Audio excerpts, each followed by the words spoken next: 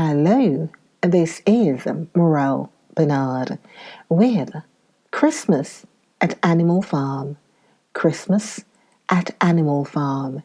And please subscribe. Please share. Mr. Jones of the Manor Farm had locked the hen houses for the night, but was too drunk to remember to shut the potholes. With the ring of light from his lantern dancing from side to side, he lurched across the yard, kicked off his boots at the back door, drew himself a large glass of beer from the barrel in the scullery, and made his way up to bed, where Mrs. Jones was already snoring. As soon as the light in the bedroom went out, there was a stirring and a fluttering all through the farm buildings. Word had gone round during the day that old Major, the prize middle white boar, had had a strange dream on the previous night and wished to communicate it to the other animals. It had been agreed that they should all meet in the big barn as soon as Mr. Jones was safely out of the way. Old Major, so he was always called, though the name under which he had been exhibited was Willenden Beauty. He was so highly regarded on the farm that everyone was quite ready to lose an hour's sleep in order to hear what he had to say. At one end of the big barn, on a sort of raised platform, Major was already ensconced on his bed of straw, under a lantern which hung from a beam. He was 12 years old, and had lately grown rather stout, but he was still a majestic-looking pig, with a wise and benevolent appearance, in spite of the fact that his tushes had never been cut. Before long, the other animals began to arrive and make themselves comfortable after their different fashions. First came the 3 dogs, Bluebell, Jessie, and Pincher, and then the pigs, who settled down in the straw immediately in front of the platform. The hens perched themselves on the window sills, the pigeons fluttered up to the rafters, the sheep and cows lay down behind the pigs and began to chew the cud. The 2 cart horses, Boxer and Clover, came in together, walking very slowly and setting down their vast, hairy hoofs with great care, lest there should be some small animal concealed in the straw. Clover was a stout, motherly mare approaching middle life, who had never quite got her figure back after her 4th foal. Boxer was an enormous beast, nearly 18 hands high, and as strong as any 2 ordinary horses put together. A white stripe down his nose gave him a somewhat stupid appearance, and in fact, he was not of first-rate intelligence, but he was universally respected for his steadiness of character and tremendous powers of work. After the horses came Morel, the white goat, and Benjamin, the donkey. Benjamin was the oldest animal on the farm and the worst-tempered. He seldom talked, and when he did, it was usually to make some cynical remark. For instance, he would say that God had given him a tail to keep the flies off, but that he would sooner have had no tail and no flies. Alone, among the animals on the farm, he never laughed. If asked why, he would say that he saw nothing to laugh at. Nevertheless, without openly admitting it, he was devoted to Boxer. The 2 of them usually spent their Sundays together in the small paddock beyond the orchard, grazing side by side and never speaking. The two horses had just lain down when a brood of ducklings, which had lost their mother, filed into the barn, cheeping feebly and wandering from side to side to find some place where they would not be trodden on. Clover made a sort of wall round them with her great foreleg, and the ducklings nestled down inside it and promptly fell asleep. At the last moment, Molly, the foolish, pretty white mare who drew Mr. Jones's trap, came mincing daintily in, chewing at a lump of sugar. She took a place near the front and began flirting her white mane, hoping to draw attention to the red ribbons it was plaited with. Last of all came the cat, who looked round as usual for the warmest place and finally squeezed herself in between Boxer and Clover. There she purred contentedly throughout Major's speech without listening to a word of what he was saying. All the animals were now present except Moses, the tame raven, who slept on a perch behind the back door. When Major saw that they had all made themselves comfortable and were waiting attentively, he cleared his throat and began. Comrades, you have heard already about the strange dream that I had last night, but I will come to the dream later. I have something else to say first. I do not think, comrades, that I shall be with you for many months longer, and before I die, I feel it is my duty to pass on to you such wisdom as I have acquired. I have had a long life. I have had much time for thought as I lay alone in my stall. And I think I may say that I understand the nature of life on this earth as well as any animal now living.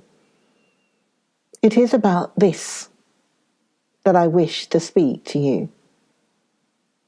Now, comrades, what is the nature of this life of ours? Let us face it. Our lives are miserable, laborious, and short. We are born. We are given just so much food as will keep the breath in our bodies. And those of us who are capable of it are forced to work to the last atom of our strength. And the very instant that our usefulness has come to an end, we are slaughtered with hideous cruelty. No animal in England knows the meaning of happiness or leisure after he is a year old. No animal in England is free. The life of an animal is misery and slavery. That is the plain truth. But is this simply part of the order of nature? Is it because this land of ours is so poor that it cannot afford a decent life to those who dwell upon it? No, comrades, 1,000 times no. The soil of England is fertile. Its climate is good. It is capable of affording food in abundance to an enormously greater number of animals than now inhabit it.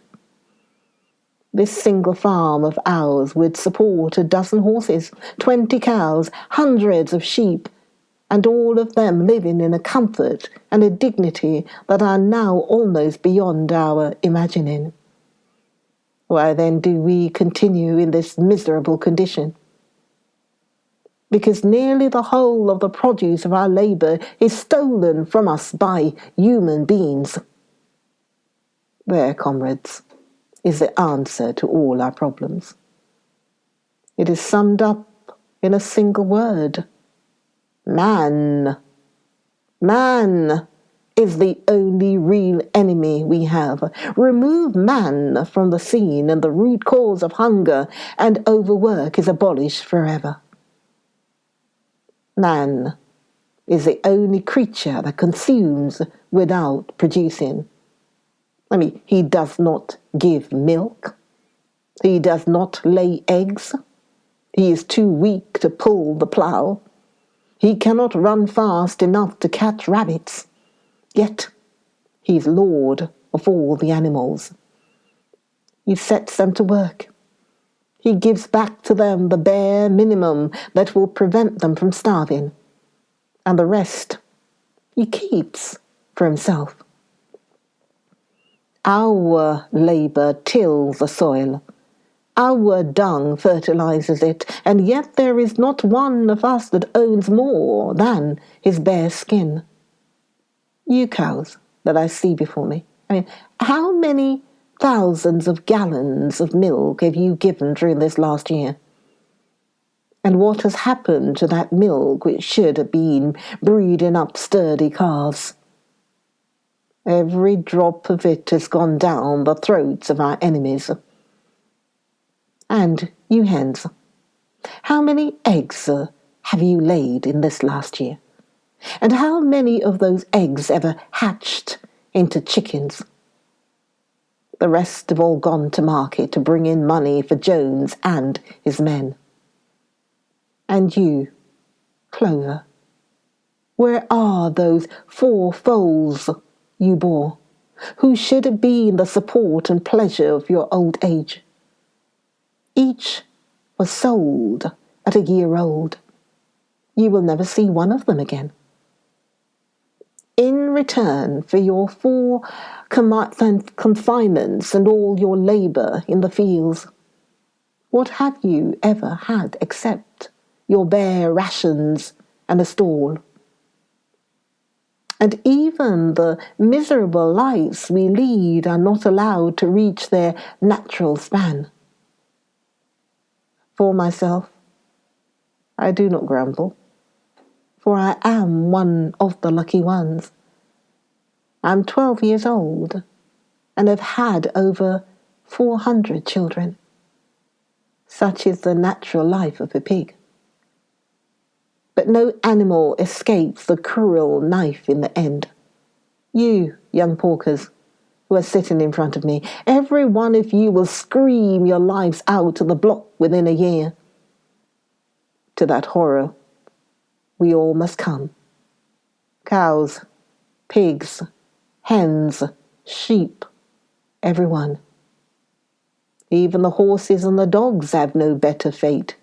You, Boxer, the very day that those great muscles of yours lose their power, Jones will sell you to the knacker, who will cut your throat and boil you down for the foxhounds. As for the dogs, when they grow old and toothless, Jones tie a brick round their necks and drowns them in the nearest pond. It is not crystal clear, then, comrades, though that all the evils of this life of ours spring from the tyranny of human beings. Only get rid of man, and the produce of our labour would be our own. Almost overnight, we could become rich and free. What then must we do? Why, work night and day, body and soul, for the overthrow of the human race. That is my message to you, comrades. Rebellion. I do not know when that rebellion will come. It might be in a week or in 100 years, but I know, as surely as I see this straw beneath my feet, that sooner or later justice will be done. Fix your eyes on that, comrades, throughout the short remainder of your lives. And above all, pass on this message of mine to those who come after you, so that future generations shall carry on the struggle until it is victorious. And remember, comrades, your resolution must never falter. No argument must lead you astray. Never listen when they tell you that man and the animals have a common interest, that the prosperity of the one is the prosperity of the others. It is all lies. Man serves the interest of no creature except himself. And among us animals, let there be perfect unity, perfect comradeship in the struggle. All men are enemies. All animals are comrades. At this moment, there was a tremendous uproar. While Major was speaking, 4 large rats had crept out of their holes and were sitting on their hindquarters listening to him. The dogs had suddenly caught sight of them, and it was only by a swift dash for their holes that the rats saved their lives. Major raised his trotter for silence.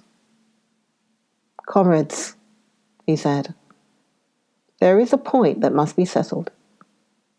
The wild creatures, such as rats and rabbits, are they our friends or our enemies? Let us put it to the vote. I propose this question to the meeting. Are rats comrades?" The vote was taken at once, and it was agreed by an overwhelming majority that rats were comrades. There were only 4 dissentients: the 3 dogs and the cat, who was afterwards discovered to have voted on both sides. Major continued, "I have little more to say. I merely repeat, remember always your duty of enmity towards man and all his ways. Whatever goes upon 2 legs is an enemy. Whatever goes upon 4 legs or has wings is a friend. And remember also that in fighting against man, we must not come to resemble him. Even when you have conquered him, do not adopt his vices. No animal must ever live in a house, or sleep in a bed, or wear clothes, or drink alcohol, or smoke tobacco, or touch money, or engage in trade. All the habits of man are evil. And above all, no animal must ever tyrannize over his own kind. Weak or strong, clever or simple, we are all brothers. No animal must ever kill any other animal. All animals are equal. And now, comrades, I will tell you about my dream of last night. I cannot describe that dream to you. It was a dream of the earth as it will be when man has vanished. But it reminded me of something that I had long forgotten. Many years ago, when I was a little pig, my mother and the other sows used to sing an old song of which they knew only the tune and the first 3 words. I had known that tune in my infancy, but it had long since passed out of my mind. Last night, however, it came back to me in my dream.